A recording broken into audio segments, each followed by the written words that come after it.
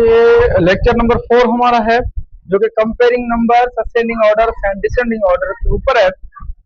Numbers को अगर हम कंपेयर करें तो कंपेयरिंग के लिए कम से कम हमारे पास 2 नंबर का होना लाजमी है। अब हम 2 नंबर की अगर हम बात करें तो सबसे पहले ये चीज, इसको हम कहते हैं ग्रेटर देन। ये साइन है ग्रेटर देन की। जब भी ये साइन दिखाई दे तो इसका मकसद ये है कि यहाँ पर जो भी नंबर होगा वो ग्रेटर देन होगा और यहाँ पर वो इस्तेमाल होगा। और उसके साथ साथ एक सिंबल यूज होता है ये वाला, जिसको हम कहते हैं लेस देन। ये सिंबल लेस देन के लिए इस्तेमाल होता है अक्सर। और साथ साथ में हमारे पास एक नंबर है, सिंबल है ये वाला, जिसको हम कहते हैं इक्वलिटी। ये बराबर के लिए साइन यूज होता है। जैसे कि अगर हम यहाँ पर लिखें कोई भी 2 नंबर ऐसे, तो इसका मकसद ये है कि ये जो 2 है वो लेस देन है 5 से, तो आप ऐसे लिखेंगे 2 इज लेस देन 5। अगर आप ऐसे लिखें तो 5 लिखें और यहाँ पर 7 लिख दें, तो अब देखेंगे आप नहीं, अगर आप ऐसे करें कि यहाँ पर 5 है तो यहाँ पर आप 4 लिख दें। अब ये जो 5 है वो ग्रेटर देन है 4 से, तो आप यहाँ पर ऐसे ये सिंबल लगाएंगे।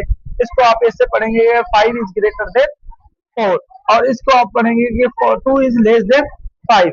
और इक्वलिटी तो आपके सामने है कि कोई भी नंबर इज इक्वल होता है उसी नंबर के, तो 2 is equal to 2, 4 is equal to 4, 5 is equal to 5। ये होते हैं आपके पास कंपेयरिंग ऑफ द नंबर। अब कंपेयरिंग के साथ जब हो जाता है कंपेयरिंग, हमने पढ़ लिया 2 नंबर्स की, हमें पता चल गई कि भाई ये जो 2 नंबर है वो ग्रेटर देन है या लेस देन है या इक्वल है। इन तीनों में से कोई ना कोई 2 नंबर में होगा। अब असेंडिंग ऑर्डर और डिसेंडिंग ऑर्डर को अगर हम देखें, जो असेंडिंग ऑर्डर है, असेंडिंग ऑर्डर का मकसद जो यूज होता है असेंडिंग ऑर्डर, वो स्मॉलेस्ट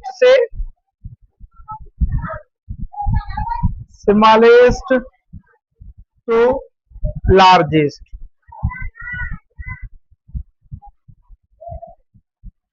स्मॉलेस्ट से लार्जेस्ट के लिए यूज होता है। मींस ये जो असेंडिंग ऑर्डर में अगर आप कोई भी नंबर लिखेंगे वो स्मॉलेस्ट से लार्जेस्ट नंबर लिखेंगे।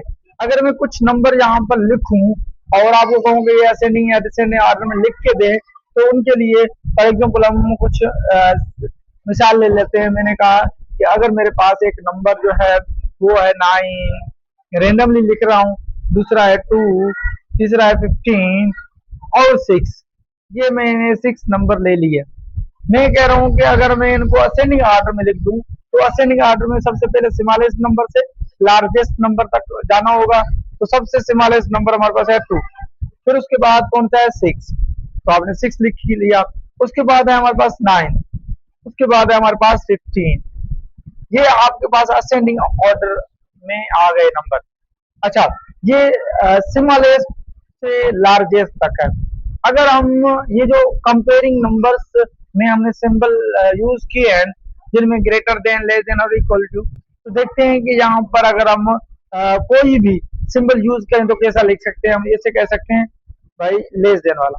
अब ये है कि हम कहेंगे कि 2 इज लेस देन 6, और अगर ये चीज हम लिख लें तो उसका मकसद ये होगा कि 6 इज लेस देन 9, और अगर ये चीज हम लिख लें तो उसका मकसद ये है कि 9 इज लेस देन 5। तो उसके बाद हमारे पास जो है स्मॉलेस्ट नंबर जो है वो असेंडिंग ऑर्डर में आ जाते हैं। अब है हमारे पास डिसेंडिंग। डिसेंडिंग के लिए आप सबसे पहले क्या करेंगे, डिसेंडिंग के लिए लार्जेस्ट से स्मॉलेस्ट तक जाते हैं, लार्जेस्ट टू स्मॉलेस्ट।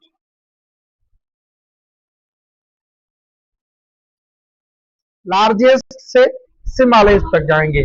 जैसे कि अगर हम यही रैंडम नंबर ले लें और हम कहेंगे कि भाई हम इनको डिसेंडिंग ऑर्डर में अगर लिखना चाहें तो सबसे पहले लार्जेस्ट नंबर लिखेंगे, उसके बाद जो है उससे कम छोटा नंबर, फिर लास्ट में सबसे छोटा नंबर लिखेंगे।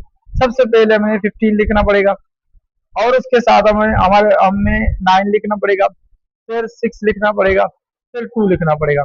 ये देखें लार्जेस्ट से स्मॉलेस्ट के तरफ जा रहा है, तभी इसको डिसेंडिंग ऑर्डर हमने कहा। अब अगर हम बात करें कि कंपेयर ये जो मैंने ऑर्डर लिखा है इसको अगर हम कंपेयर करें तो ये वाला सिंबल लगाएंगे और पढ़ेंगे कि जो 15 है वो ग्रेटर देन 9 है। ये पढ़े तो हम कहेंगे 9 इज ग्रेटर देन 6 है। ये पढ़े तो हम कहेंगे कि 6 इज ग्रेटर देन 2 है। अब ये तो हमने देख लिया है कि भाई जो नंबर है हमारे पास लार्ज असेंडिंग डिसेंडिंग ऑर्डर में कैसे आ जाते हैं। याद रखिएगा कुछ नंबर हमारे पास इस टाइप के भी होते हैं, जैसे कि कुछ नंबर हमारे पास डेसिमल होते हैं।